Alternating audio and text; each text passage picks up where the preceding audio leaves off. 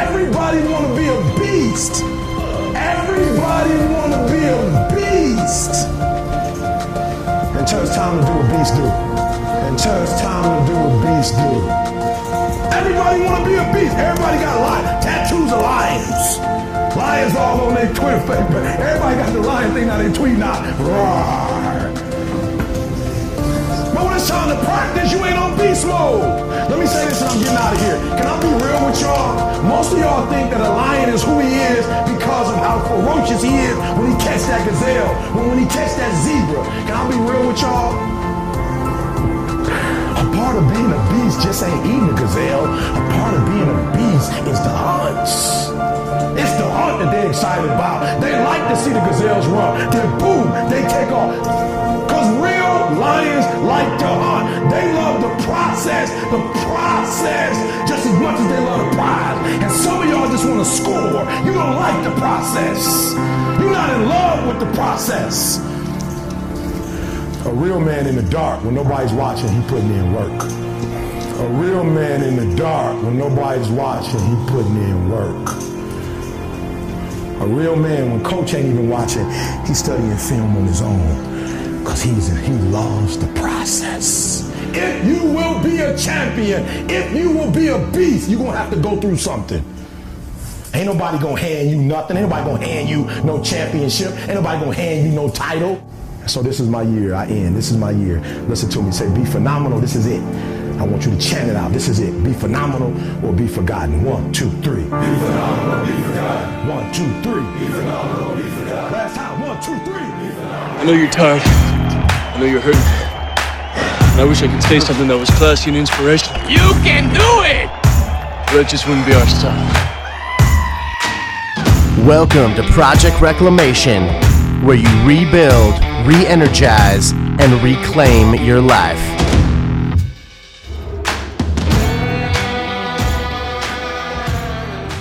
Steven wants to go home and work out. That's right. That's The Rock right. doesn't take time off. The Rock doesn't take time off. Steve and I thought that we were going to go drink a few cocktails last night and then work out. No. That was a dumb idea. No, it was a great idea. Oh, yeah, but it was dumb of us to think it would actually work. Yeah. It was Let's be honest. zero execution. Working out and then drinking is a much better idea. Much better. Much better idea. I want to give a shout out to some of my friends that joined out there. I thought it was just going to be you, me, and another group or couple, and then that was it. Another couple? Yeah. As in we're a couple? Yeah. No, just another two people. What are you doing? Are you feeding your dog booze? No. I'm stirring my glass, but Why I do you didn't have want to to do it in the microphone. Oh, I got you. Because it looked weird what you were doing. Those ice cubes look weird. Why do those ice cubes look so gross? They're spheres. And why is there green stuff in your drink, bro? I poured some jalapeno hot sauce in my margarita. Oh, my God, bro. It looks, and I'm going to be very honest with you, it looks as though someone threw up or had a bunch of backwash in your drink. What you don't know is that someone did throw up and have backwash in your drinks last night. That's a... Yeah. That was last night, though. That was last night. That's a whole new day today. You were a little rough around the edges this morning, my friend. No, I wasn't. Here's what it is. I think, and I'm just being like 100% serious, I had a few drinks, and that's not lying to you, but like at the same time, I didn't necessarily feel like at any given point I was out of control. And here's how I knew it is because I was able to walk, talk, sing, songs, sing, dance, do all that stuff. If you were singing and dancing in public, then that should have been one sign, a cardinal sign. However, you were not doing I was any not, of the dude. above. I didn't feel any signs of any kind of, I had too much. I didn't feel any of that stuff. And this morning I woke up with a worse headache. Now, mind you, I probably just went to bed and I was like, all right, cool, I'm done with today. And I didn't hydrate. I didn't drink like some water. I was going to say, dude, did you drink water at any point between when we started drinking and when you went to bed? No. There you go. There's your answer. Because I woke up with like a nasty. And then you know what? And this has also been true. When I used to drink a lot of beers and stuff like that, you'd wake up with a bad hangover. Like, my head hurts. I drank 8 beers. Where? But obviously everyone knows this by now, and then it's like if you drink drinks with like those sugary, schmuggery drinks, you know, like you wake up, you drink 4 of those drinks, you're like, oh my God, my head's about to rip open. Like the sugar, just even half of what you normally drink, it's the sugars and it's all the stuff that just kind of works on you, dude. You just feel nasty. Yeah, I think the sugar gives me a worse hangover than anything else. And you know what's the worst of the worst, dude? Is champagne with the little bubbles. Because I don't know what, those bubbles get into your blood. I don't know what it is, man. It's like carbon dioxide. It doesn't just split your head open and pull your brain out. It is like, the light. You need just movement. I also think there's something too, like, I don't know if alcohol is an actual diuretic or if it's more like your body just recognizes it's poison. It's a toxin. It's just trying to get rid of it. Yeah, it's a toxin. So your body just starts flushing. Ethanol, out of here. Yeah, you get out of here, mother freaking alcohol. Yeah. You get out. So then, so you're dumping all your liquid. Dude, honestly. And then if you're not drinking water, then you're... And if you go to bed without drinking water, you're effed, bro. Yeah, you're effed. You're fucking fucked. What was it, dude? What was it like? The one time, obviously, we've talked about the time with me and Craig Robinson. Well, shout out to you, Daryl from the office. Craig Robinson at the karaoke bar fucked Steve up worse than anyone ever has. That was the only close drunk. second was the Riesling night. Oh, no, but then I never told you. So Las Vegas and the lawyers every year. The lawyers that I know from Hawaii, like my friends that are lawyers in Hawaii, they're very, very successful. They're like these DUI lawyers in Hawaii, and they are booked solid. Like they can't take on any more clients. What they do is that they just basically word of mouth. They're just booked all the time. That shows you how much drinking and driving is taking place on the island. But they always come out to Las Vegas every November. There's nothing else to do. There's nothing else to do. If you're just a visitor, Hawaii's fantastic. Oh, dude, you stay in Waikiki, you just drink, you just go on the beach. I know people who grew up there, who live there. Oh, you get a little bored. Yeah, dude, we were bored in Santa Barbara, and so there's nothing better to. Now, I'm not saying there's nothing better to do than drink and drive. There's nothing better to do than drink. Yeah. Do they still have Uber on the island? Probably. Oh, dude, should they be responsible Lyft? no matter Probably. what? Absolutely. Should you maybe ride a mongoose home? Probably. Yeah, walk the fuck home to the other side of the island. That's better than a DUI. Yeah, you could probably killing do that. Somebody. Yeah. Absolutely. There's no swim to the island. I know. Swim around the island, dude. Segue here. So you met Jeremy, my buddy Jeremy. Yeah. So when he was in college, they did some like I don't know, it's like the All-Star, like All-Star game or like East-West kind of sure. college because he played for Cal. All right. So he was telling me that they did he played for Cal. What did he play for Cal as?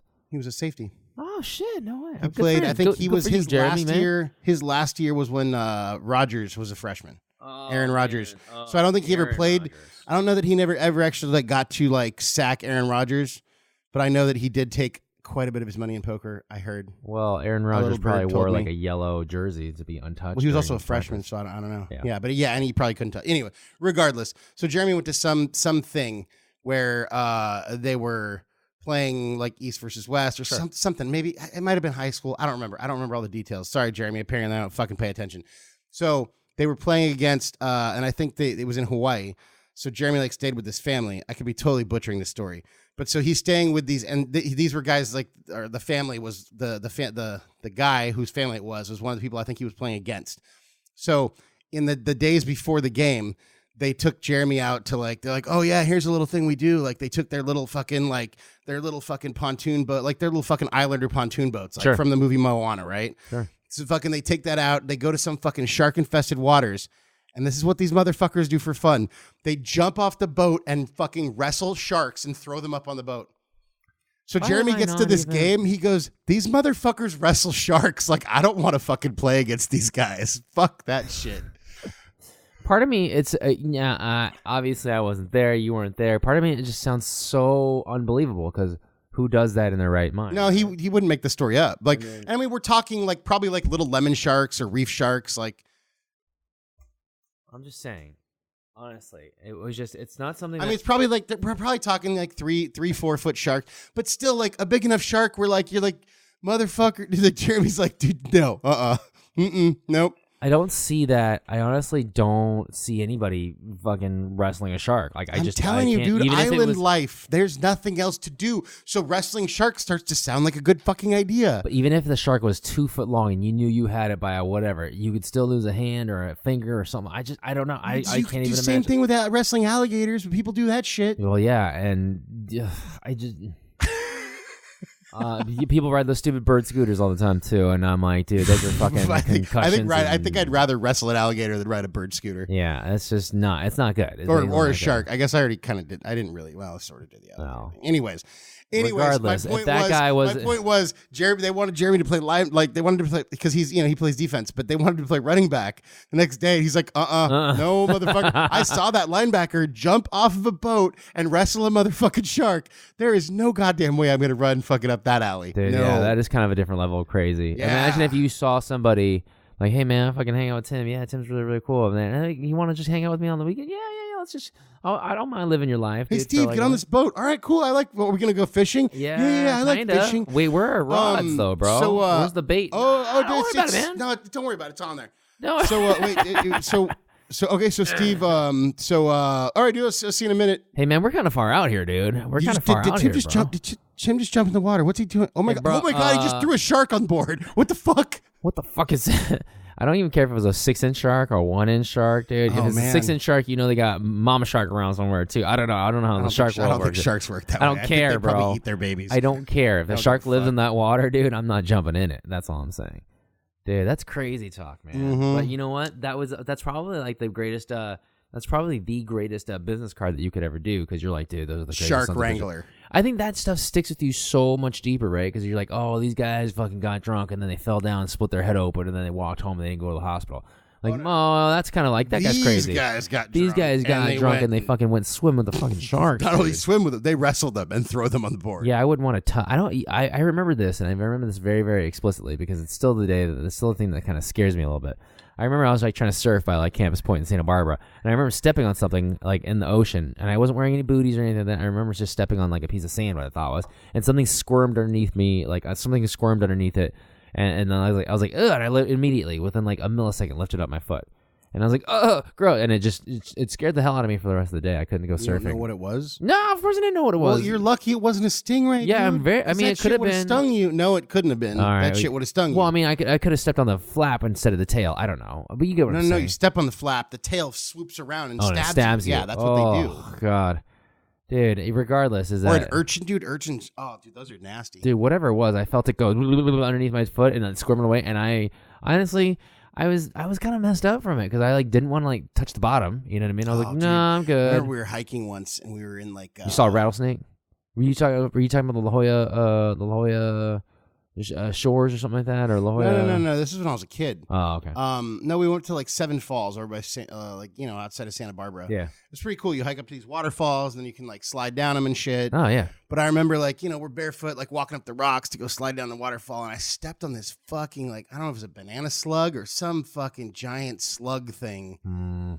And it's like not dangerous, but just there's something about feeling slimy of it. weirdness. Yeah. Ugh, gross. Dude, don't even need it. Gross. Ugh. But also, and I will say this, and I'm not trying to obviously take away the light in which shines. That is me. But I will say this: I was also surfing one time. You know what? Let's circle back here. Huh. You were thanking your friends. I don't know how the fuck we got. Bro, to this is a B-side track. This is exactly what we're thank here your for. friend. No, your friends deserve thanking. I had a good time with this. So you were like, oh man, like I thought we were just gonna be like you and me and like some couple, and then Tim started talking about fucking Jeremy wrestling sharks. I don't fucking know. That's how it happens, man. So and let's I loop think back. Our viewers, Let's loop I back think our and give listeners, the dozens and dozens of listeners appreciate. Well, sure, but this maybe your randomness. friends start listening. So let's give them a That's shout true. out. Hey, shout out to that Mercy crew that came out. Vanessa from Canada, Barb from Indiana, Maggie from Ohio, Chris from really Texas. Yeah, he's from Texas, but really through the They have Philippines. Filipinos in Texas? Well, not very long. They got out of there. They got out of there real quick. Andrew from, I don't know, I think he's from San Diego or San Jose. I think he's from Northern California. All right. Rose from Fort Lauderdale. And then Juliana from Columbia, but Miami. She was from Columbia Miami. via Miami. And then who else was there? Oh, and Kelly from Maggie? New York. Kelly's from New York, and then Paul from, Did you give Maggie a shout out? Maggie from Ohio. Okay. Yeah. Dude, we're all And over. Kelly from New York Kelly and, from New and York Paul and from I don't know where he's from, actually. San Diego. He's from Jersey San Diego. Shore. I know, from fucking Jersey Shore. From Floribama Shore, bro.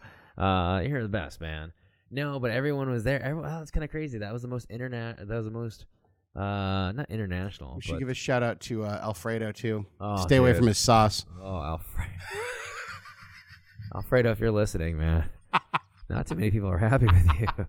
I'm ecstatic with Alfredo. My friend Tim, who's had no his contact chicken, with you, his chicken pasta dish is delicious. Buongiorno. But no, Oh, it was man. good, man, dude. I had a good time, man. And honestly, I will tell you this much: if you know anything about nurses are like really, really great people, right? Because it's a certain type of job, just like teachers or like your mom. Gossipy little bitches. No, but your mom is Just like kidding, dude. your mom who is a teacher, and that is honestly teaching like public school and teaching nurses make a shit. School. Yeah, there is a common thread between the caring, the empathy of nurses and teachers. However, no, but it's a godsend, nurses are rewarded much more heavily than teachers. I think everybody, and that's the unfortunate part about this conversation. This too real part is that everyone, unfortunately, seemingly is rewarded way more than teachers. A fucking computer programmer sits in his fucking cubicle all day. Learn to code, bro. Yeah, learn someone to who code. just types in 001 is making way more than a teacher who ideally has inspired that individual to get to that point. Yeah, but the long sad. story of the short is that it's a double-edged sword though, because they have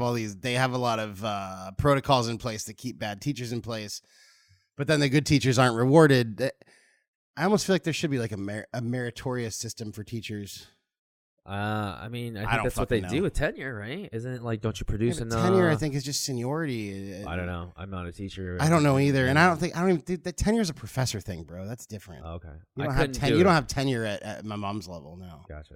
I couldn't do it, but that's honestly the God's work. And good teachers do. I mean, you might as well be a fucking missionary in a third world country. Praise them. Amen, teachers. So yes, so you were saying nurses are great people, and they like to drink. Apparently, oh my God. Nurses I would too if I had your fucking job. Nurses drink like nobody's business. And I'm not talking about like, I took a sip, I had one beer at the ball game. I'm talking about they just go to town. Like, it's not just like, oh, I want to try one beer, or I want to try one mixed drink, or I want to try one fucking dirty kombucha or whatever. It's like, oh, which ones won't we dig into? And the coolest part about it is that they can each handle their own. Everyone knows their limits, you know. But then, I swear to God, dude, and I'm serious. I'm 1,000% serious when I tell you this. I think just nurses have the highest tolerance for booze. I don't know what it is. But they can act straight. They can be straight. And if God forbid a situation were to ever happen, it's almost like all that alcohol in their blood just immediately dumps off. And they're smart enough to like know how to get out of a situation or think critically in a really, really terrible situation.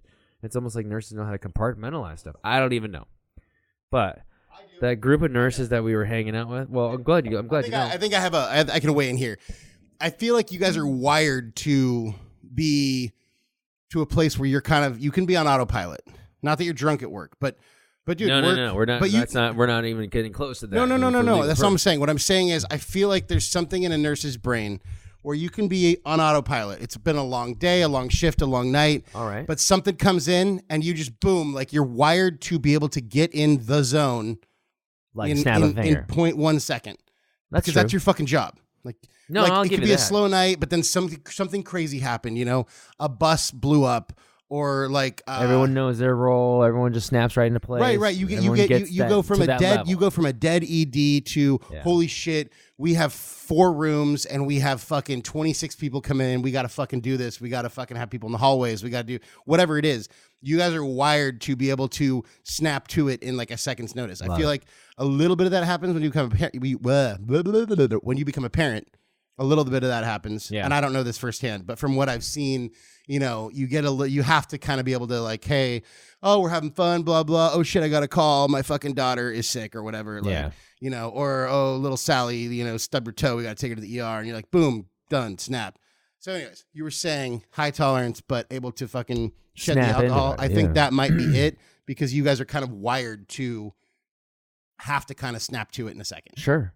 I will tell you this. But I was going to say in addition to that, or mostly, it's like, we care. We're all about, the success of human life. But gosh darn it, on a weekend or on a day off, dude, I feel like nurses just let loose, man. They just fucking take it to task. Well, I think you also have a very stressful job, and very stressful jobs lend themselves to bigger ways, bigger of release. rewards. Yeah, I mean, or people who are in the Wall Street stockbroker thing, and I've never been one, but the stereotype is they all work hard and they play hard, right? Well, sure, but I think a booger little bit of that and, like, is just booze kind and all of that the stuff. lifestyle, because it's like the Wolf of Wall Street suits. And, but you look at like someone who's like a longshoreman or like a crabbing, like a guy on a crab They boat. smoke cigarettes all day and drink hard. They work their asses off for like 12, 24 hours a day. 4 degrees and then they outside. come back and or even look at like Navy people or like, when they go on shore leave, man, they get fucking hammered. Dude, it's crazy. Yeah, bro. I mean, there's it's a kind of, it's a de-stress. It's a well, it's something, man. It is something, and like, I don't know, man. It's pretty impressive. It's pretty impressive. Like, I don't know. In your job, I assume it's very, very stressful if you don't get a sale or if you don't do it. If you don't get the, I don't know, the if you don't live up to your numbers, your Have you expectations. fucking talked to me in the last like couple of months? I mean, I think you're pretty even keeled though for me. But I've also known you for a long time, so Maybe I'm used to it. I can handle stress well. But yeah, it's a high stress job. But if I fail, I might get fired. If you fail, someone might die. I don't know. Yeah, I guess. It's a terrible way. I mean, it's a terrible reminder of my success or my not success. But I didn't mean it like that. I just meant, But I mean, I think the stakes are still the same. Yeah, for sure. It's my livelihood. Oh, absolutely. And then as a manager, it's like I got my people's livelihood. So it's like absolutely, dude. I want them to succeed too. So yeah, for sure, dude. If I can segue this without, I don't want to offend anyone. Dude, However, this is the Project Reclamation. I was talking to somebody, and I mentioned something about, I was hanging out with a bunch of nurses at a happy hour last night, and a guy I was talking to immediately stops me. He goes, "Oh, well, I have yet to see more than one in a million like good-looking nurses. There's just no good-looking nurses." It's true. I said, "Brother, you need to go to the emergency department at Scripps Mercy because wait, am I allowed to say where you work? Fuck, I don't know. Too late. Too late. I said, dude, you need to go. Now, don't get me wrong. All of the people I met last night, amazing people on the inside, also very beautiful people on the outside. So yes, talking to you, Chris. Chris is a good-looking man. He's talking to you, Chris. You son of a bitch. I like Chris. He's a good dude. Yeah, Chris is a great dude. Yeah, I hope Chris listens to this podcast. He's a good dude. He does. I guarantee. And you know what? He was comfortable letting me episode. watch the video where he fucking ate shit on a fucking skateboard. That was amazing. And shout out to Maggie. I feel like Maggie's kind of the party planner of the group. Oh, dude, total party. She planner. puts it all together. She's the best. But yeah, the Scripps. Everyone's the Scripps best. Mercy. It's the Scripps Mercy ED crew. Shout out to you guys. I've worked with a lot of healthcare professionals throughout my years, and good fucking group, man. If I wanted to go out and have drinks, I feel like that's the group I'd want to go with. But also, I feel like if I were to have had a cardiac event, I feel like you guys could have snapped to your shit and taken care of me. So, there is something about being a gamer, right? Isn't it? Like, I don't know how it is, and maybe for the people that are listening out there, I feel like this, and maybe this is what we could kind of touch on a little bit. Well, like here's what video games. No. Like, here's what it is. Like, so you don't even play. Neither of us play video games. Neither of us play video games. Here's what it is. When I was this, and this is the only thing that I can assimilate here. This is the only thing I can touch base to. When I was younger, my younger days, but like when I was in high school, if not junior high a little bit, if not even the beginning of college, I remember watching Michael Jordan play basketball. Back in junior high when Tim and Steve met. Yeah, back in 1993. I remember going to Clippers games whenever they played the Bulls. Yeah, because you had to see the great Michael Jeffrey Jordan. Right? Is that his middle name? Yeah. But how could you not? That's what we grew up on, dude. He was the man. As a Tar Heel myself and a fellow Tar Heel of Michael Jordan. That's you liked Michail Jordan way before you were a Tar Heel, bro. Oh, dude, I loved Michael Jordan way before I was a Tar Heel. But one of the things that I knew is that watching a game of his, it's almost like if they were down 12 and it was the fourth quarter and there's like 30 seconds left, I was always like, don't worry, Michael Jordan got it. Don't worry, we're gonna win it. And they would actually win it. And it's like you just knew, you had confidence, you had faith in that person. Because and it's just like, I mean, whether people go, oh, it's rigged, or people love him, or MJ, he got all the calls. It's not about that. It's about just having faith. You see something and you're like, I have faith in that person because he's able to hone it in, or he's able to. I feel like he instilled a level of faith that allowed his teammates to pull shit out of nowhere, i.e. their asses. Yeah. Because when they were down by 12, they also had the same thought. They're like, well, we got MJ. We got Mike, so we could fucking do this. We're good. It's kind of like when our buddy Ray Lewis was on the fucking Ravens. There we go. Fuck, dude. I just had a huge That's how good a buddy you are. The right? Ravens. Yeah. It's like, dude, like they could do nothing wrong. Yeah. And no matter what the odds were stacked against them, they were like, we got Ray Lewis. But no, here's what it is. He can just instill, but he's even, Michael Jordan instilled shit because he had the skill to back it up. Ray had the skill to back it up, but he's also got that je ne sais quoi. Ooh, Ray Lewis, you're French. Dude, I'm telling you, dude. I hear when I listen to his Hall of Fame speech, I want to go do shit. Yeah, I want to go change the world. It's the dash, man. Yeah, you got the born date, you got the death date, but what are you gonna do with your that little dash? That's such a powerful thing, dude. Man. That gets me now. That gets me going. You know who reminds me of it now? Who's that gamer mentality too? Is that I see Tom Brady, and I know we're only talking about an app, but I hate him. I absolutely hate Tom Brady because I'm a New York Jets fan. Everybody knows that. But when you see him in the game and you're like, fucking dick, dude. Oh, the fucking what was it? The Falcons are only up. They're 24 points at halftime. Oh, and they're just killing the Patriots. You just never felt safe. You're like, oh, they're up 24 in the Super Bowl, and I still don't feel safe with the Patriots playing as long as they got number 12 on the other team. And it's just like even now, and when you watch basketball again, and I hate using only sports references, but one of the biggest things is that's me, and that's the thing that I always touch on. I've met a few people that once I'm working with them, and I'm like, oh crap, everything's going to shit. There's one doctor that we work with, and his name is Dr. Canis. If you ever get sick, Canis, like a canine, like cannabis, minus the B, I guess, like canned ass. Without making fun of Dr. Canis, it's like, oh, the world can be like going to shit, and then you'd be like, oh, what kind of doctor is he? Is he an emergency department physician? Right. Yeah, so he'll show up and I'm like, okay, well, here's what we're gonna do, and then like it almost like there's a tension in the room that's naturally there. You know how you're saying, oh, well, we nurses can somehow find a way to hone in, and it's true. Like, oh shit, something's happening. Everyone knows their role. Everyone knows what they need to do. Everyone's on the same. But the page. doctor is the quarterback, right? Doctor's quarterback. Yeah, he's got to call out he's got to call out the plays here and say this is the medication we're going to give, etc. But here's what also it is. It's like almost, is there a person in your life that's like that? Is there a person that you can think of that as soon as they step on, and maybe in the boardroom, or maybe when you get that call, man, my numbers aren't coming through. Man, my life isn't coming through right now. Boy, I need someone. And then that person calls you. And then all of a sudden you just feel like there's a calm in the storm, or you feel like that's the ship captain. And even though you see all those like treacherous ways. Yeah. Yeah. Tell me about what's a magic factor that your boss kind of carries with it? Do they make some personal connection with you? Do they talk with you? I mean, I have a kind of a lucky situation because I've known my boss I was gonna ask, how for long 10 years. So after that, I mean, we didn't like. I mean, there was years in that 10 years when I never spoke to him or knew what he was doing or anything. But for about 1/4 of your life. When we met, we were both reps and we were competitors. But I mean, even products that supposedly compete head to head, there's overlap. Sure.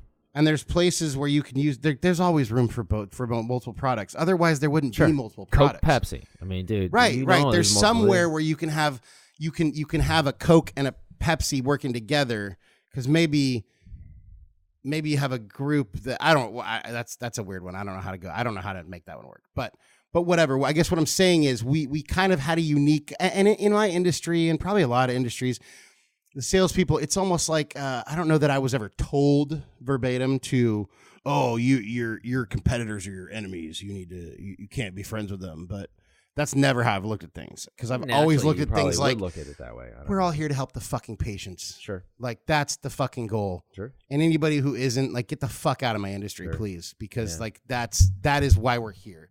Like, yeah, there's money to be made. There's ladders to be climbed. There's a lot of opportunities. But ultimately, like, we're here to help patients. So, like, if that's not your number one goal, then, like, fuck you. But anyways, so my boss and I, when we were competitors, we actually found ways to work together and help more patients with our products, even though they were technically competitors. So that being said, I kind of stayed in touch with him a little bit here and there, and then, he kind of rise through the ranks, and then when he needed someone to build a new team, he thought of you. He thought of me. I love it. So no, my boss is great. I mean, he's super analytical, which is cool, because that's like not how I am. Sure. Like he worships at the idol of Moneyball. Oh, Moneyball. Yeah. Because Moneyball, and dude, I love it. I mean, Moneyball was, I'm not going to go too far into it, but there was a guy who had an idea, who that idea was kind of embraced and adopted by Billy Beane, who was kind of a new GM of the Oakland A's at the time, who were an underfunded, underperforming organization. And he completely used a different set of analytics to choose players. And they were able to go all the way to the World Series. And they lost to the Yankees, but the Yankees were at the time spending 6 times as much as they were. So they were able to fucking hang with the best team in the country on a 1/6 of the budget and almost take it all the way. But anyways, kind of a cool story. And ultimately, the way that they kind of changed their analytics in Oakland ended up changing the way that all of Major League Baseball does business and chooses players. So my boss is all about analytics, which I love because like he goes so much deeper than I do, and he allows me to see things that I don't see. But he's also very positive and very calm, and that's good. I love that, dude. I think I'm not saying that he's also transparent. I think that's huge, right? Yeah. I think now, and I'm not saying this about your boss because I've never. Have I met him? I don't know. Regardless if I've met him or not. Not this boss, no. Regardless if I met him or not, sometimes people work well with other people, right? Like, oh, I really like Dr. Canis, or I really like Dr. So-and-so. I really, really like to work with Nurse so-and-so, or, people like to work with me, but there are also people that don't like to work with me. And and I think one of the truest things that I can say is that, don't cater to anybody else. Like, oh, well, I mean, you can certainly like, hey, if Tim needs more support this way, I can certainly try and be supportive in that the same way, especially if I'm trying to reach Tim, you know what I mean? Especially if I'm trying to pass along a message, but be true to yourself, It's almost like you have to just stay true to your own course, and the people that will follow you will follow you. That's my kind of opinion on being a gamer. Like, I just felt like Michael Jordan was so internally competitive, and I heard practices at the Bulls facility. I've obviously never been there. And I've never obviously participated in them, but I heard they were just like nasty. They're cutthroat, They would scare people out of the gym. He would run people out of the gym. And there's something to be said about that, It's like that's who he was. I don't think he changed for anybody. And when you kind of develop or you kind of maintain that as your compass, is that's your personal north, whether people like it or not, that's what they know you to be, and that's what they trust you to be, because you're that every single day. Well, it's like, it's like discipline. I mean, there's discipline in sports, just like there's discipline in, the military. I mean, that's why, like, I love Jocko. Like, Jocko's the shit. But you better believe that, like, his people love him, but I don't think he lets anybody take any shortcuts or anything, Like, I'm sure their training is fucking nasty, and it has to be, because you're getting someone ready for the real deal. Yeah. And if you're easy on somebody, and it's funny because, like, looking back, some of the teachers, going back to the teacher thing, some of the teachers I appreciate the most are probably certainly not the teachers I thought that I would at the time, because they're the ones that were the hardest on me. Yeah. That didn't let me, because, I think, you and I we're both smart. We probably had a level of intelligence that would allow us to get away with fucking skimming by a little bit, slacking off. So the teachers that noticed that and called me out of my shit, I'm sure I didn't love it at the time, but those are the teachers I looking back on my life, I probably respect the most. Yeah. What's so crazy is that I had this conversation with my mom and Pops Chang. We're down there this weekend. And you know what she said? My sister's actually pretty successful. She's a very, very strong academic person. She knows the academic system. Is she a lawyer? She's a dean. Dean of a college? Dean, yeah. She's the dean of a medical school. She used to be a lawyer? No, she's doctor. She's a PhD doctor, not like a medical doctor. Why the fuck did I think your sister was a lawyer? Well, I probably talk about lawyers like a lot, so I have a few lawyer connections, Huh. But that Interesting. doesn't make. What does my sister do? She does event planning, to my understanding. You're like 4 years ago, bro. Oh, dude, I have no. That just makes me feel better that you don't know what my sister does either. Well, I mean, I have no idea. She does the employee development side of HR for a company that does continuous blood glucose monitoring. Which, how was I ever supposed to fucking guess that? You weren't. I don't know. It just made. I was just trying to make myself photosynthesis. Feel better. Photosynthesis. That's right. Ding ding. Diabetes. No, you don't know nothing about my diabetes. Yeah. Photosynthesis. Ding. One of the biggest things I will tell you is that my mom told me over the weekend. She's like, you know what? We're having this deep kind of like heart to heart, and she's like, hey, your sister was never. She always says that she was never that smart, but she worked hard. She worked harder than everybody else. Like, I don't understand this, but I'm gonna just sit here on a Saturday effing night And I'm going to go over this photosynthesis model until I finally understand it, until I get it inside and out, and I can teach it, and I can teach it to anybody. So and she was the life of the party. No, but she was also just like, she knew what she wanted to, like, whatever her weakness is, like, oh, I don't get this. And she saw it as a weakness, and she says, oh, I'm going to understand it to make myself stronger. I respect that. I respect a lot of people that do that. And I respect a lot of people along the way that push her, that kept on pushing her. Well, okay, here's how we're going to look at it. Maybe we can look at it this way to make you understand it better. Me, on the other hand, like, going back to what you were saying, like, oh, dude, we were smart enough to kind of just barely get away with stuff. Right. My mom always said this. Yeah, you always were like the one that just always trying to find like the kind of the shortcut. Like if there was a shortcut, we came to you because we knew that you would know how to find that. Instead of like you would spend. It's a valuable life skill though. Like you add like I don't know if it's laziness combined with intelligence or what it is. This is how I knew I was never Michael Jordan or like Tom that, Brady though. or something like that. But it was just like, think about this. For the 1 hour of hard work that you could just do, maybe just studying that photosynthesis. You're going to tell me with fucking camera gate and deflate gate and all that shit that Tom Brady doesn't like shortcuts? Come on. No. But like, this is my point was this, is that for like the hour and a half or for the hour that I could spend like studying like biology and like, studying for the test or whatever, I would spend an hour and a half just like looking up just how to cheat it and how to network around it or how to like define the shortcut of it. And I think that's the funny part. My mom would always be like, yeah, you always like searched, you actively sought out for the easier way to get out of stuff than to actually just go right through, just like actually just study and work on it.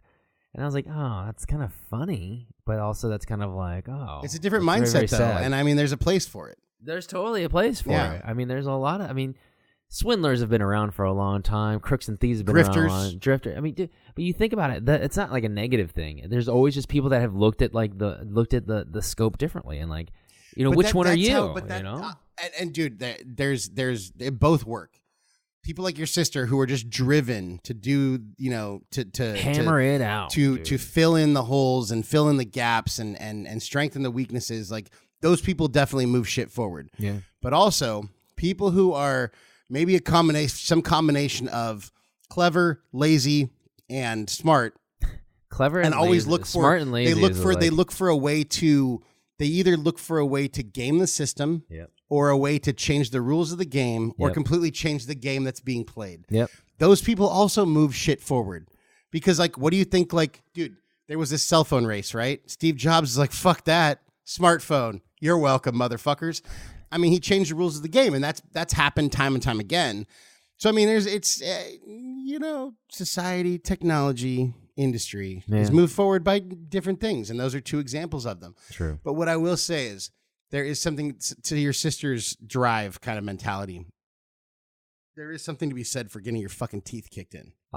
Because I remember when I was it was like my first job in medical sales, and I did a journal club. Do you ever do journal clubs? No. Do you know what a journal club is? I have no clue. So it's like a doctor thing. Usually it's residents. Okay. And they have what's called a journal club, which means, they'll come in and they'll fucking order some food or have someone order food for them. And they'll pick a couple of different journal articles from medical journals. Oh, okay. And they'll it was either them talk journaling like their feelings on something. Yeah, they journal their feelings. They think, today I felt a little bit whatever. And then at the end, the attending will write prescriptions for Xanax and Valium and such to all the different. No. So they basically pick a journal article, or they have someone come present case studies, and then they talk about them. Sure. And they kind of they debate and kind of use it to sort of sharpen their metaphorical swords, Sure. etc. So I remember I got invited to a journal club, right, to present some studies of one of my products. I'm fucking brand new, dude. I don't know what's going on. In fact, I think it was either UCSD or it was Scripps. I can't remember. It might have been your hospital. Doesn't matter. Doesn't matter. So I go in there and, I'm presenting residents. Residents can be like, I loved residents when I was, a rep, because they're great. Cause they like to just challenge new you. enough not to They're have new an enough. They're attitude. poor as fuck. So they really appreciate dinners and happy hours and stuff. They're young, but they want to, they want to learn. They still want to learn, and they want to, they want to make And their. they're actually kind, and they're not so burned. No, and with, they're not burned out, and they're not stuck in their ways. They're not some crusty old doctor, crusty old nurse who's just stuck in their ways. So I went and I was like, but this is before I figured out the whole resident game, right? So I go to these residents, present some shit, and this attending guy, who ended up, I think, getting fired from UCSD, but whatever. He was a fucking asshole, dude. He tore my shit apart. Because you brought in a journal article. I brought in like a case study, I think, or maybe it was a randomized control, some study.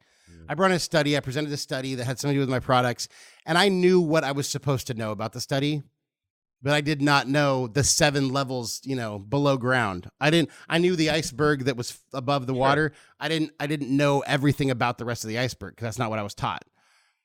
So I go in there, I'm like, blah, blah, blah, blah. He's like, well, what about this? I'm like, well, what about this? You don't know your shit, do you? Why would you come in here with this half-baked fucking bullshit? Damn, he tore my ass apart. And in front of other people. So I said, in front of a whole room of people, man, I was devastated. I went home, and I was like, you know what? I'm going to find you these answers. So I went home. I spent the next week figuring out every answer to everything this guy asked me. Damn. And I vowed to never, ever, ever be caught with my pants down again. Damn. So that kind of taught me, like, now I'll be like, okay, so this is what I'm supposed to know about the study. Well, I'm going to know 17 levels deeper than this shit. I'm going to know exactly how to tear my own study apart. So if someone else tears it apart, I can fucking Eminem that shit. But I'll have an answer for it, and I'll know exactly what's up. Not only that, but I'm gonna know every study of all my competitors that even have anything to do with this study. And I'm going to know everything about that. So that was kind of like by getting torn apart, I just vowed that I'm never going to let this shit happen again. That's ever. Funny, man, that shit has to happen for, that's unfortunate, but it's also funny how, like, no, I mean, it teaches has to you. happen to, like, kind of beef up your game or something. Well, like that. I mean, it's the whole, but that's all about being, that's also probably one of the lessons if you want to be a true expert in your field, which you're getting paid money to be, and that kind of goes to the whole fucking cream puff, fucking special snowflake thing. Like, if they had treated me all like, oh, Tim, you're great, blah, blah, blah, like, I never would have fucking up my game. Yeah, you would have been upped my game by getting fucking shit on. Yeah. Sometimes you really got yourself handed to. You know, one of the things is, and I'm being serious, I think I've told you this example before, and I like to do more physical sports or more physical things, and those are usually my examples because those are usually the things that I learn from the most. I don't know why. I'm sure I've learned other things from other places, but that's what. But I remember I don't like to quit on anything. That's the one thing I always kind of pride myself on something like that. But I remember being a junior in college at North Carolina, and I remembered I was like, oh, for my senior year, for the summer, I'm just going to come back home to Santa Barbara, and I'm going to be a lifeguard, and I had it all planned out, and I was just going to go. And then, amazingly enough, at the University of North Carolina, they were offering this lifeguarding class, and I was like, oh, sweet. I'll just do this class, and I'll get certified, and then by the time summer rolls around, I'll just be able to pick up my position as a lifeguard. And I remember you had to, like, swim 30 or 40 laps, like, continuous. And then this was, like, first day. And then you had to tread water for a little bit, too, or do all that stuff. And I was like, yeah, no problem. I used to play water polo in high school. Don't worry, I'm fit. And not even putting in the time. I definitely didn't even put in the time. I definitely didn't even go, like, into the pool before. I did nothing beforehand. I just was, like, I was going off of my old steam of, like, this is what I used to be in high school. Trust me, I'm good now. I'm still good. I'm always good. What a joke that was, because I remembered I swam probably 3 laps, dude. 3 laps out of the 40 that was required, and like 3 laps, and I also just like stood up. I was like, oh god, this is so tiring. And I remember the lady, like the instructor lady, was like, hey, you can't do that, like you need to just keep on swimming. And I was like, oh no, I can't. And I literally got out of the pool, and I was like, oh, I'm sorry, I'm gonna have to drop this class. And then she's like, okay, and she didn't even care about it. She was swimming. I know. Well, she was like, I don't care. All right, cool. Like, thanks for trying. Peace. But it's so important because you think about it. Like, I wanted to be a lifeguard for what? Oh, so I could have a cool summer job? Well, maybe, sure, why not? But ultimately, being a lifeguard, you just wanted to run in slow motion to some people stand in the darkness, afraid to step into the light. No, but I mean, it was just fucking like Mitch. Was it Mitch Buchanan? Mitch Buchanan. Yeah. Kobe Buchanan. I'll be ready. I'll be there. Oh, is it? I'll be there. I don't even know. I'm gonna have to. I'll plug some of it into here. No, but short story is that, like, I mean, I wanted to have that cool job, but I wasn't willing to do the work, right? I wasn't willing to get myself warmed up. I just wanted to show up, be there, get my little certification, and then go home. You needed some Eric Thomas motivation, dude. You need it. You need to get. I see some of you. You don't want to succeed as bad as you want to party. You don't want to succeed as bad as you want to sleep.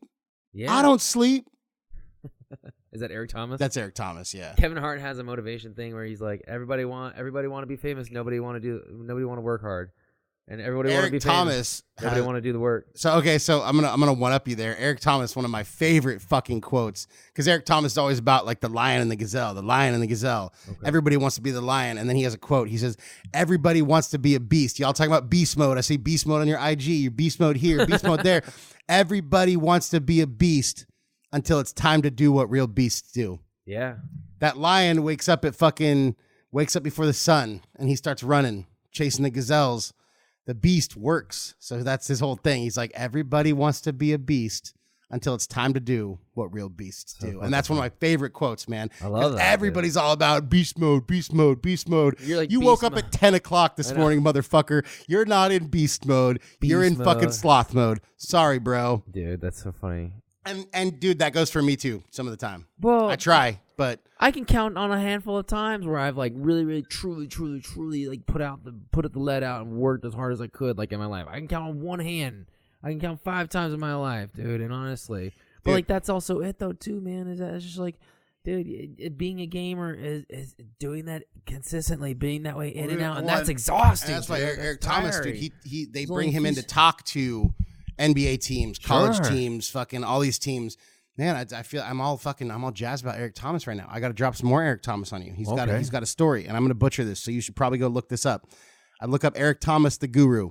So Eric Thomas is who? Like he's a military person? No, dude. Former athlete? No, dude. He's a guy who he grew up. I want to say his mom was she was a teen mom, single teen mom.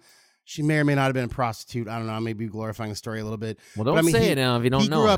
He grew up homeless, squatting in abandoned buildings, eating out of dumpsters, but never once has he played the victim. All right. So he decided that he wanted to become a speaker. So he started speaking. He started, writing down some stuff. He wanted to get a degree. So he started, he went and took some classes and got his GED. And then he ended up getting his degree, and it took him a long time to do it because he didn't have the means to just go fuck around at 4-year college like most people. It's a very expensive thing. So he got his degree. Then he got a PhD. I think he has a couple of PhDs, but he's come from nothing and he has made everything. And he's mentality just grinded. Alone, he's just grinding. He's an African American gentleman, but he's like, I don't sit around and talk about fucking slavery and reparations. He's like, have I been discriminated against for being black? Yeah, but you know what? Fuck that. I'm not going to let that keep me down. I'm not going to let that define me. Dude. I love this guy, man, because he's like literally one of the people who has come from fucking nothing, and he asks for no favors, none whatsoever. So he goes and talks to a lot of these kids, a lot of these younger athletes, college athletes and stuff, and he's like, y'all have been fucking idolized, worshipped since the day that you were fucking stepped foot on the football field. But you know what? You got a little bit of talent, but you don't have fucking work ethic. Yeah. He's just inspiring, man. Dude. But he has a story. So there's a young kid wanted to be successful. So he goes to this guru, and the guru says, all right, meet me at the beach at 4 a.m. So this kid's like, all right, well, I want to make money. Okay, meet me at the beach at 4 a.m. So this kid comes and he's all dressed up in a suit. And this guru is like, all right. He's like, walk out into the water. He's like, what? I'm here to make money. You want to make money? Walk into the water. So he gets about knee deep. He goes, all right, keep walking. Gets to about waist deep. Guru says, all right, keep walking. This kid's like, what the fuck? I didn't come here for this shit. He's like, well, then leave. He's like, no, man. I want to make money. All right, keep walking. He gets to about, stomach deep, chest deep. Gets to about, high chest, kind of collarbone deep. And then the guru grabs his head, shoves him under the water. And he's kind of fighting. And then finally, the guru lets him up. He goes, what the fuck, man? Why'd you do that? He goes, well, what were you thinking right now? Well, I just wanted to breathe. He's like, oh, really? Shoves his head into the water again. And the kid's fighting. Finally lets him back up. He goes, what were you thinking? Were you thinking about success? Were you thinking about money? He's like, all I could think about was I want to breathe. He goes, when you want to succeed as bad as you want to breathe, then you'll fucking be successful. Man, that's pretty the powerful. Shit, man. That's pretty powerful. It's a good one. Well, damn, but Eric Thomas says it better, so please go look up his YouTube videos. I will try to put them in the show notes if I remember. But you said it pretty well yourself. Yeah, dude. If you want, and that's his whole thing. He's like, some of you motherfuckers, you don't want to succeed more than you want to sleep. You don't want to succeed more than you want to go out and drink. You don't want to succeed more than you want to go out and get some pussy or some dick or whatever. You don't want to succeed more than you want to go do whatever it is, or would you sit around home and watch Netflix? Like, if there's something you want to do, you have to want to do that thing more than anything else, and you have to actually do it. Wow, that's success. I love that. Love Eric Thomas, man. Shout out to you, bro. Damn. He's got a podcast. He's got a couple of books. Dude, and go watch his YouTube videos if you want some inspiration. And if you want some inspiration that's also like kind of a kick in the ass, that's good, man. Huh? Yeah. Honestly, I will. No, he's legit, man. He's one of the top. Dude, you stop selling, man. You already sold me on that story, man. I feel like this is like an episode about Eric Thomas. Well, slowly but surely, B-side tracks have turned into whatever they turn into. That actually brings up another really, really good point, though. I will say What's this, your good point? Well, a lot of people do complain a lot about like all the things that have hindered them. Like, oh, you don't know my life. You don't know. I see a lot of people that come in every single day, and I'm like, oh, well, fuck, shit, cock. Well, why are you here? Oh, I got dealt a bad card, and I'm like, all right, what's your bad card? He's like, oh, I got high blood pressure. Or I came from a broken home, and I'm like, oh my god, dude. One of the things that I absolutely hate sometimes the most, and I say this coming from a really, really great home, and I say this coming from no big health complaints that I know of right now. But I also say this, it's like, there gets to be a point where you have to put aside, like, the whining. Like, if you're listening to this Project Reclamation thing, and you, like, said, I've listened to 67 episodes of yours before, and nothing has hit me. You guys are a bunch of bullshit. I'd say this, dude. Honestly, I wonder if we need to just give you tough love, then. I wonder if we need to speak to you as in, hey, quit your bitching. Like, if you, the only way you're ever going to be inspired is by maybe not even hearing the words that we say, but you just got to get doing work. Get off your ass.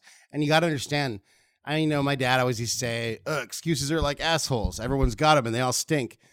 And there's truth to that. That's completely true. But I love Jocko's take on excuses. Excuses are just lies you tell to yourself. And we all do it. No, we all do it, man. I wake up and, oh, well, I could go work out, but like I didn't go to sleep early enough. And like sleep is important. I've read and I've heard like Joe Rogan had some, on this and sleep's important. Like fucking. Yeah. So yeah, I could make excuses all fucking day long. Or, Steve and I probably should have worked out before we started drinking last night. But whatever. It is what it is. The point is, we all have excuses. We all have issues. But I don't give a fuck who you are. And Steve and I we came from great places, and I don't have a lot to complain about. No, you don't. I was blessed. Steve has been blessed. You're still alive. But, Eric Thomas grew up to a single teenage mom squatting in abandoned buildings and eating out of dumpsters. And he asked for no handicap for that. But, there's people who had it worse than him. You look at Nick Vujicic. He's born with no arms and no legs. That dude made it work. You look at Noah Galloway. I'm sure that guy went to fucking fight for our country, and he got one of his arms and one of his legs blown the fuck off, and then he's off counseling veterans, and he's on fucking Dancing with the Stars and shit. There is always somebody we could look at.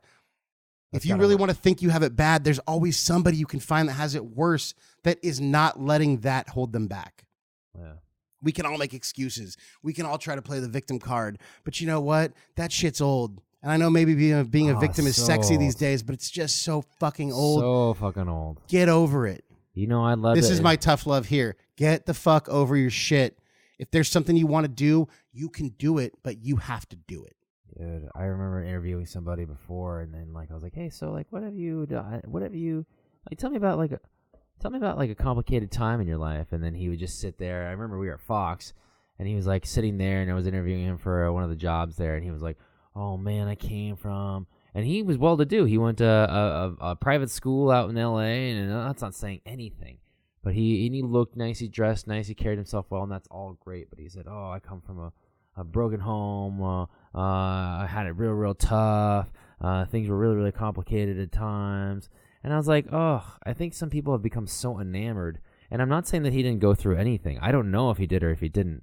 But I would never use that as any kind of form of excuse. And, of course, I say that with, of course, all the benefits in the world of having a successful family and a success. And I'm still healthy, right? But he was healthy. He was educated, or he was in the process of being educated. He was smart. He was good-looking. He was certainly a well-spoken individual. And then he would always just say, oh, yeah, I came from this. I came from that. This was difficult. This was hard. And I just thought to myself, it became so popularized to have your narrative be, look at from all the struggle in which I came, look what I have done for myself now. Honestly, you don't have to come from a bad place. You don't have to come from a crazy place, man. Dude, if you just if you're honest with yourself about where you came from and you're willing to do the work, like you're willing to put yourself in sacrifice, maybe your last breath because you're so passionate about doing what you want to do. I think that's it, man. That's how you become that true, I don't know, entrusted person, like gamer. I don't even know how to say it. I don't even know the word to say it, Yeah. I mean, and I now, mind you, there's always other things. I'll be honest. I mean, I think coming from struggle may almost give you. This is going to sound horrible. It may almost give you a leg up because you're kind of forced into that sort of like. Yeah, but you don't have to come from fucking. But you struggle, don't. No. Like, you don't have to. You just have to. People got like. My point is that people got so in love with like beefing up their story about where they came from. Like you could have been born and raised in. Fucking Carmel by the Sea, right? And you're like, oh, I grew up hard, man. I grew up on the wrong side of the country club, man. It was so rough, dude. I didn't even have a go-kart. I didn't even have a shiny gold bike, dude. I didn't have a 12-speed. I had a 10-speed to ride around. I grew up in the mean streets of Santa Barbara. I know. I grew up in the hard part of Montecito, dog. Yeah. You don't want to mess with this. San Ysidro. I'm like, dude, there are so many people that had it better than me. Yeah, of course there are people that had it better than you. It's Montecito. Yeah, of course. And there's people that had it worse than you, motherfucker. There's people that had it way worse. The people that lived in Winchester Canyon, bro. It matters how much. I mean, much, that's like dangerous. It matters how much you're willing to put into it. Dude, honestly, it's just, I think the coolest part is that the people that grow up with like the silver spoons in their mouth or the people with no spoon at all, it's like, you're right. It's the people that honestly, that's their last breath. They want to succeed. They want to get out of their situation. They want to make their own world for themselves. And it's like, it's their breath. That's how, that's how you entrust that. It's like the Michael Jordan or like the Tom Brady or the fucking Stephen Curry or the fucking Muhammad Ali or the Mike Tyson. God, Muhammad Ali, man. Dude, I'm telling you, that guy's amazing. Dude. He revolutionized confidence and shit talking. Can I just say this? And this is what you have to forgive me not, because I know, and I'm not here to debate you, but I am here to present something to like my conscientious level, right? I think that it's sad in this day and age that like I go, who are the most respected, revered athletes at times by any community in sports? It's Jim Brown and it's Muhammad Ali. Those are the names that will always kind of come up traditionally. Okay, and I think those are inarguable points. But with that being said, the reason why is that they grew up in a time where they were doing sports at a time where they were very, very good. Obviously, they were the top, the best of their abilities or capabilities. And they also went against social injustice issues at the same time, too. Muhammad Ali, famously, I think he did not go to war. He retracted or redacted himself from being drafted or in the conscription because he did not want to fight other people. And I go, okay. And I really, really am angry at athletes now. Not angry at athletes, but sometimes I question athletes now because I go, well, what social issues do you ever go against right now?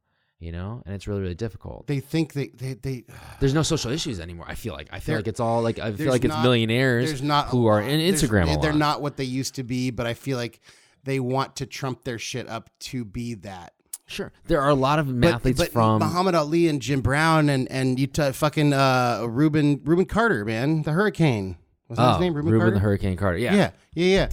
They fought what was real, not because they wanted that to be their thing. They just fought it because that's what it was. Muhammad Ali had to overcome some shit. Jim Brown had to overcome shit. Well, Jackie Robinson had to overcome some shit. But that wasn't their goal in life. Jackie Robinson. That wasn't their goal in life to overcome shit. Like, it just wasn't.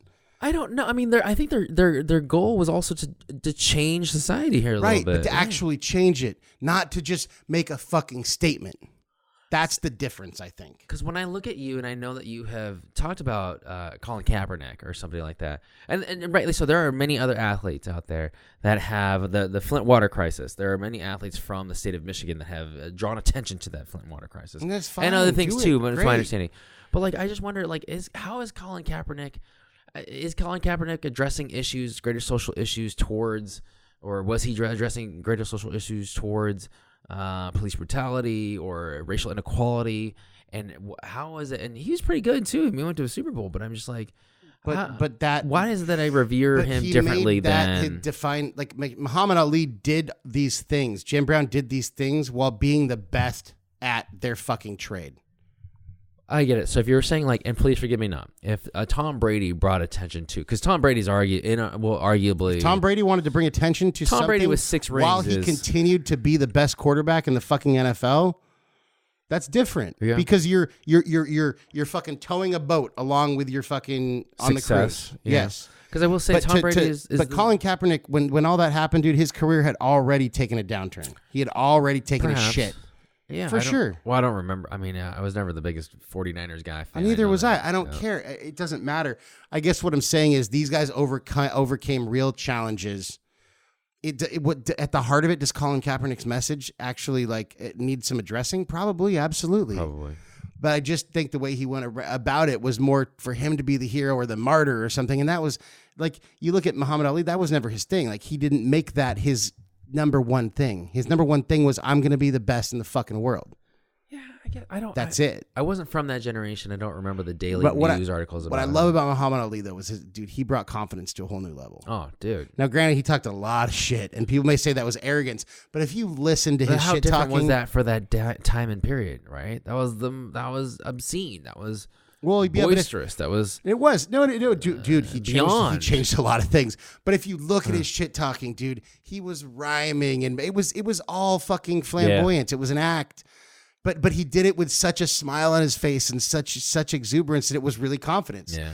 When he's he wasn't like, oh, Jim, fucking Joe Frazier, I'm gonna fucking kill you. Da, da, da, da. No, he made some float like a butterfly, sting like a bee. His hands can't hit what his eyes can't see. He made everything funny. I'm so bad, I make medicine sick. Dude, his shit was fucking on point. It was great, but he just brought a confidence, man. And I'm not saying you got to be that arrogant confidence that Muhammad Ali was, but have a confidence with if you got something you want to do, have a confidence about it. Speaking of confidence, random fucking side note. Go on. I was watching some show and they were talking about some con person, a con artist, right? We've all heard the term con artist, and I heard them use the term confidence artist. I'm like, well, is that where that comes from? Sure enough, it fucking is. Because they're so confident, right? Because they're so confident in swindling people. The con artist and a con comes from a confidence. I thought it came from a conniving. No, person. It's from confidence, dude. It's a confidence artist. It's a confidence. I forget what the second word is. Literally, it's just called a con these days. Oh, he's running a con. Oh, it's a long con. It's a short con. Huh. And there was a second word to that, but it's a confidence game. I don't remember what it was. Swindle artist. Swindle. Swindelitist. Not to be confused with Con Air. Con Air. Sorry. Fantastic movie. Go watch it. It's horrible and amazing all at the same time. Dude, I'm looking up you take your hands off that rabbit.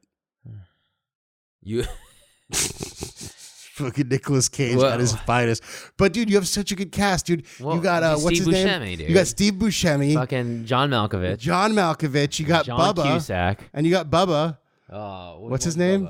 Bubba from Forrest Gump. Yeah, that actor who played Bubba.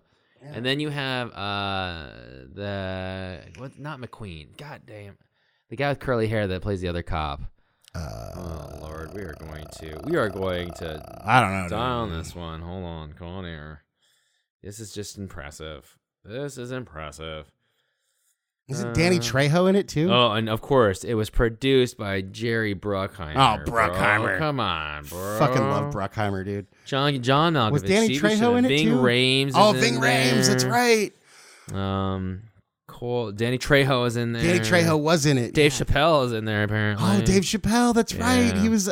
Dude. Oh man. And then what a phenomenal cast. And you got what's his name? Monica Potter. How'd you know Monica Potter? I'm looking at this right now. Oh, she's beautiful. But she's related to. I think she's related to Julia. Potter. No. What's fuck, dude. Pretty Woman. Oh, Julia Roberts. Julia Roberts. She's related to Julia Roberts, I think. There's an actor named Cole Meany who you don't know maybe by name because I just certainly no, don't know but that name sounds familiar. I've seen him before in 10,000 things. Like. Oh shit! Well, hold on. He played the DEA agent. Oh yeah. That guy's been in a bunch of stuff. Dude, he was in. You know what he was in? He was in. Hell on Wheels. Potter. Good gosh. Yeah. This she is most known for her starring roles in films as Con Air 1997 and Patch Adams 1998. Dude, she had a good little run right there. Is she related to Julia Roberts? I'm pretty sure she is. I don't know. Monica Potter born Monica Gregg Brokaw. So I'm thinking maybe she's related to Tom Brokaw. That's what I'm saying. You know? Is Julia Roberts and Monica Potter related? Why do we think that she's related to polyfather died, cardiovascular disease, part analysis, man, who knows? Regardless, Con Air. And then one of the guys' name is Cy. John Malkovich's character's name is Cy. Cyrus the Virus. And then at the end, before like some plane blows up or something like that, and mind you, Nicolas Cage's accent is probably on par with Brad Pitt's accent from 7 Years in Tibet. It is terrible.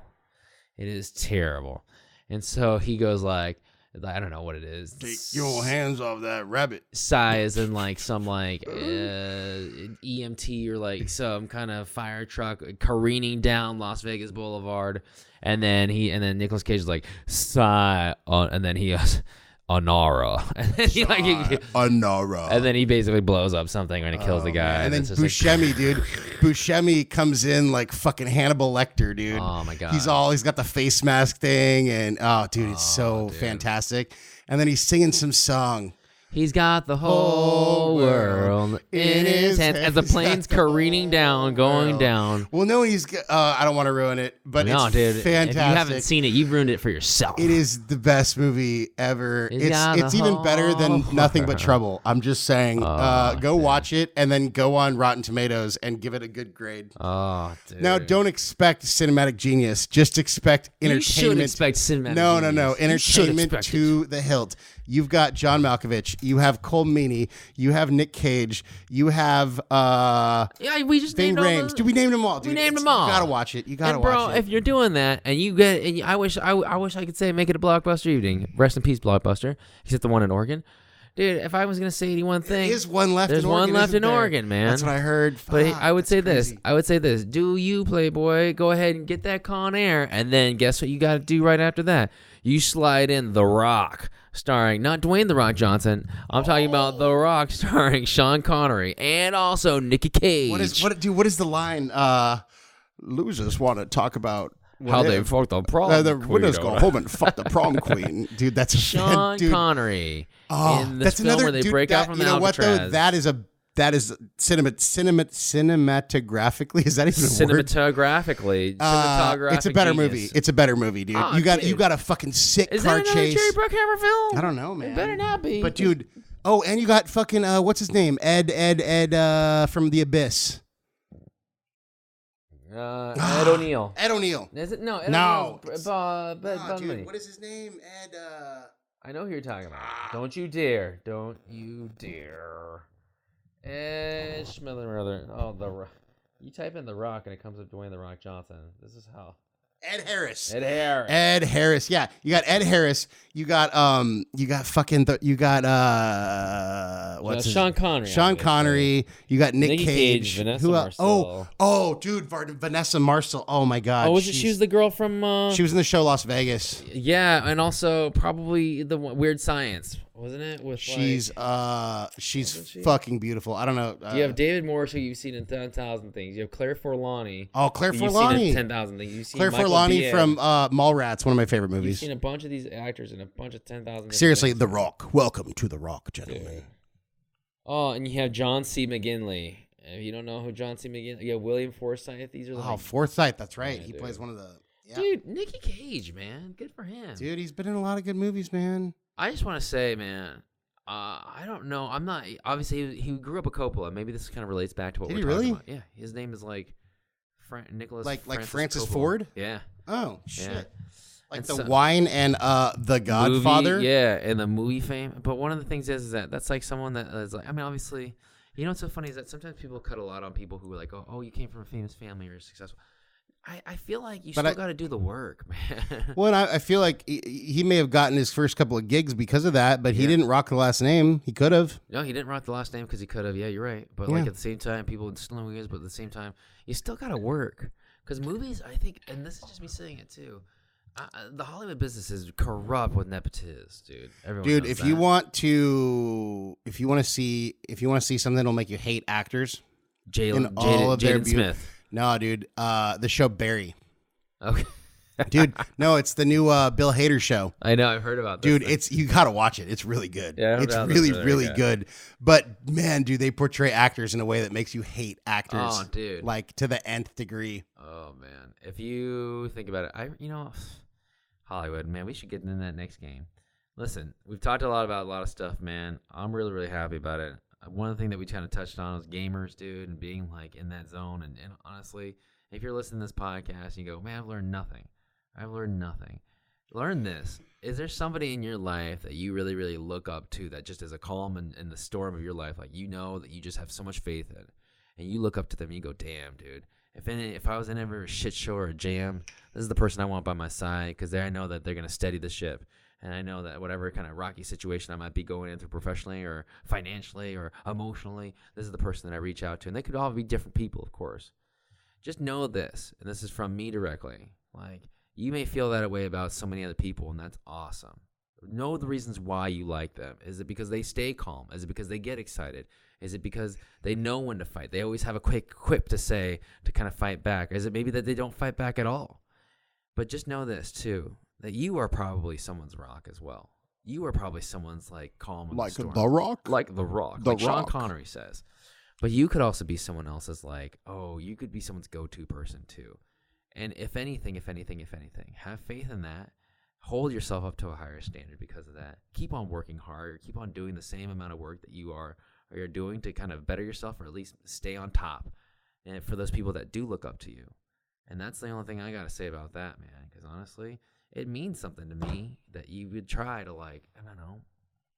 be there for somebody. It means something to me that if you were somebody's like steady rock, or if you were someone's steady soul out there in this world of crazy times and crazy shit, that you would work hard and you would want to work hard to like kind of still be that for that same person. That's all I gotta say. And be there for yourself. And don't talk about doing your best. Your best isn't good enough. You can do better. It's that whole Navy SEAL 40% rule. When you think you're done, when you think you're going to quit, you still have 40% left in the tank. If you don't believe that shit, go watch a David Goggins video. But I got the quote, and I'll try to plug the real thing in, but it's like, your best. Losers always whine about the best. Winners go home and fuck the prom queen. Thanks, Sean Connery. Love you, bro. Your best.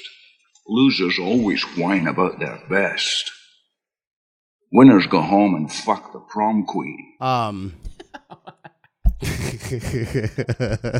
Sean Connery, you're listening I tried to make it through that seriously, but I couldn't do it. I failed. I'm sorry. I'm doing my best. You know what, Tim? Your best isn't fucking good enough. Do better. Okay, gonna try and do better. So, we will leave you with this. Everybody wants to be a beast until it's time to do what beasts do. So, go do what real beasts do. Beast. And you know what? If there's something you really, really, really want to do, if you want to do that as bad as you want to breathe when some asshole's holding your head underwater, then you will fucking succeed. We're not all perfect. We're certainly not perfect. And you're probably not either. So you know what? Let's all do this shit together. We're here for you. That's all I got. All right. Stephen Chang. That's it. All right. Be good. Until we talk again. Peace. So what I believe you were trying to say is thank you.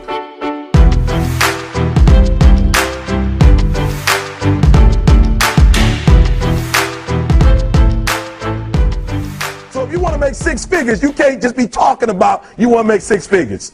You hear what I'm saying to you tonight? If you do the three things I tell you to do tonight, I guarantee you, whatever it is you want to do in life, you'll be able to do. You will be able to accomplish whatever you want to academically, financially, relationally, whatever. So three things. All right, I'm going to tell you this story. I got to get out of here. And the story is about, you guys have probably heard about this before. It was a young man who, he wanted to make a lot of money. And so he went to this guru, right? And he told the guru, I want to be on the same level you on. And so the guru said, if you want to be on the same level I'm on, I'll meet you tomorrow at the beach at 4 a.m. He like, the beach? I said, I want to make money. I don't want to swim. Guru said, if you want to make money, I'll meet you tomorrow, 4 a.m. So the young man got there at 4 a.m. He all ready to rock and roll, got on the suit, should have worn shorts. The old man grabs his hand, said, how bad do you want to be successful? He said, real bad. He said, walk on out in the water, So he walks out into the water. Watch this. When he walks out into the water, it goes waist deep. So he like, this guy crazy. Adrian, he's like, I want to make money. He got me out here swimming. I didn't ask to be a lifeguard. I want to make money. He got me in. So he said, come out a little further. Walked out a little further. Then he had it right around this area, the shoulder area. So this old man crazy. He's making money, but he crazy. He said, come on out a little further. Came out a little further. It was right at his mouth. My man like, I'm about to go back in here. This God is mine. So the old man said, I thought you said you wanted to be successful. He said, I do. He said, walk a little further. He came, dropped his head in, held him down, hold him down. My man getting scratching, holding him down. I got you. I know you brushed it out, but I got you. He had him held down. I need you for an illustration. He had him held down. Just before my man was about to pass out, he raised him up. He said, I got a question for you. Somebody answer the question for me. He said, when you were underwater, what did you want to do? Lee, I'm looking for a different word though than lip. What's that word? He said, I wanted to breathe. He told the guy, he said, when you want to succeed as bad as you want to breathe, then you'll be successful. I don't know how many of y'all got asthma in here today, but if you ever had an asthma attack before, you short of breath, SOB, shortness of breath, you wheezing. The only thing you trying to do is get some air. You don't care about no basketball game. You don't care what's on TV. You don't care about nobody calling you. You don't care about a party. The only thing you care about when you're trying to breathe is to get some fresh air. That's it. And when you get to the point where all you want to do is be successful as bad as you want to breathe, then you'll be successful. And I'm here to tell you, number one, that most of you say you want to be successful, but you don't want it bad. You just kind of want it. You don't want it badder than you want to party. You don't want it as much as you want to be cool. Most of you don't want success as much as you want to sleep. Some of you love sleep more than you love success. And I'm here to tell you today, if you're going to be successful, you've got to be willing to give up sleep.